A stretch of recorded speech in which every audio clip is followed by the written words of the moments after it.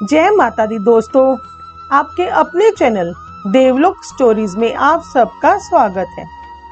दोस्तों, नवरात्रि के दिनों में आपने देखा होगा कि जहाँ भी माँ दुर्गा की पूजा होती है, वहाँ माता की मूर्ति के साथ एक परम शक्तिशाली असुर महिषासुर की भी प्रतिमा माता के साथ होती है। इस मूर्ति में माता त्रिशूल से महिषासुर का वध कर रही होती है। तस्वीरों में भी माता के साथ महिषासुर को दर्शाया जाता है। लेकिन क्या कभी आपने सोचा है कि माता के साथ महिषासुर क्यों होता है? दरअसल इसके पीछे माता के करुणामय दयामय हृदय की एक छोटी सी कहानी है, जिसे शत्रुओं पर भी दया भाव आ जाता है।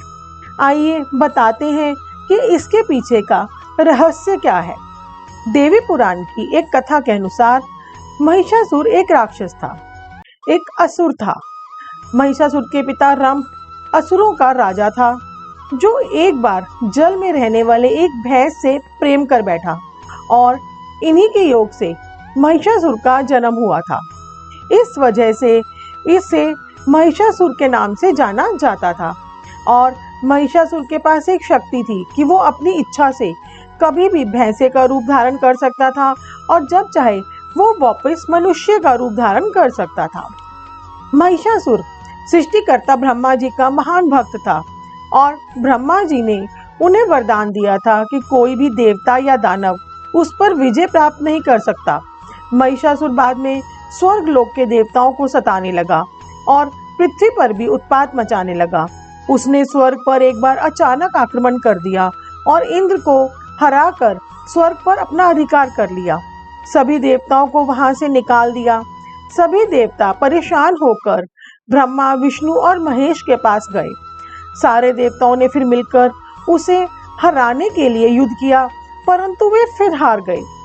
भगवान विष्णु और भगवान शिव अत्यधिक क्रोध से भर गए। उसी समय ब्रह्मा जी, विष्णु और शिव ने मुंह से क्रोध के कारण एक महान तेज प्रकट हुआ। अन्य देवताओं के शरीर से भी कुछ तेजोमय शक्तियां मिलकर उस तेज से एकाकार हो गई। यह तेजमयी शक्ति एक पहाड़ के समान थी। इनकी ज्वाला दशों दिशाओं में फैल रही थी। यह तेजपुंज सभी देवताओं के शरीर से प्रकट होने के कारण एक अलग ही स्वरूप लिए हुआ था। इन देवी की उत्पत्ति महिषासुर के अंत के लिए हुई थी, इसीलिए इन्हें महिषासुर मर्दानी कहा गया था। सभी देवताओं के तेजपुंज से प्रकट हुई ये देवी को देखकर पीड़ित देवताओं की प्रसन्नता का कोई ठिकाना न रहा। भगवान शिव ने त्रिशूल देवी को दे दिया, भगवान विष्णु ने चक्र दिया। इसी प्रकार सभी देवी देवताओं ने अपने अपने अस्त्र शस्त्र सभी देवी के हाथों में सजा दिए। इंद्र ने अपना वज्र और ऐरावत हाथी से उतारकर एक घंटी देवी को दी। सूर्य ने अपने रोमकूपों और किरणों का तेज भरकर ढाल, तलवार और दिव्य सिंह यानी शेर की सवारी दी, उसको देवी को अर्पित कर दी। विश्वकर्मा ने कई अभेद्य कवच और अस्त्र देकर महिषासुर मर्दानी को सभी प्रकार के छोटे बड़े अस्त्रों से शोभित कर दिया।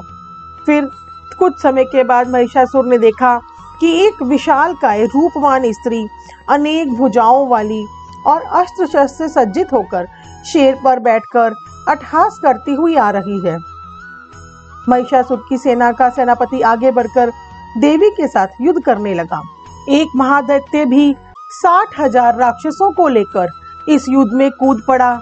महानु नामक दैत्य 1 करोड़ सैनिकों के साथ, अशिलोमा दैत्य 5 करोड़ सैनिकों के साथ उस युद्ध में आ गया और वास्कल नामक राक्षस 60 लाख सैनिकों के साथ। सारे देवता इस महायुद्ध को बड़े ही कौतूहल से देख रहे थे। दानवों के सभी अस्त्र शस्त्र देवी के सामने छोटे लग रहे थे, लेकिन देवी भगवती अपने शस्त्रों से राक्षसों की सेना को मारती चली जा रही थी। देवी माँ ने महिषासुर को जब युद्ध के लिए ललकारा था, तो देवी और महिषासुर में 9 दिनों तक महायुद्ध हुआ था। महिषासुर को अपने अंत समय में माता दुर्गा की शक्ति का एहसास हो गया था और उस असुर ने देवी से प्रार्थना की कि हे माता, आपके हाथों से मेरा वध हो और मुझे मुक्ति मिले। मैं आपकी शरणागत हूँ, मेरा उद्धार आप कीजिए।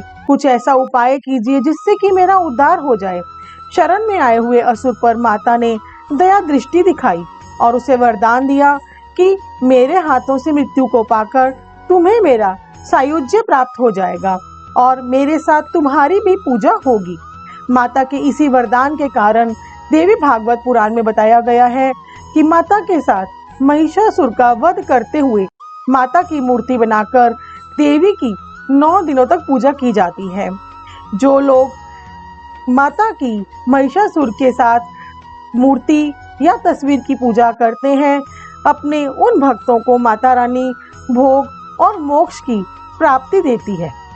दोस्तों, आपको ये वीडियो कैसी लगी हमें कमेंट करके ज़रूर बताएं, क्योंकि कमेंट ही एकमात्र साधन है जिससे हम जान सकते हैं कि आपको हमारी कहानियाँ, कथाएं और सभी वीडियोस कैसी लग रही हैं। आप लोगों की कोई सजेशन हो तो वो भी आप कमेंट करके बता सकते हैं। ऐसी ही प्यारी प्यारी कहानियाँ और कथाओं को सुनने के लिए हमारे चैनल को सब्सक्राइब कीजिए, बेल आइकन प्रेस करना ना भूलें, जिससे जैसे ही हम कोई नई वीडियो अपलोड करते हैं तुरंत ही आपको नोटिफिकेशन मिल जाए। हमें इतना प्यार और सहयोग देने के लिए आप सबका बहुत बहुत धन्यवाद।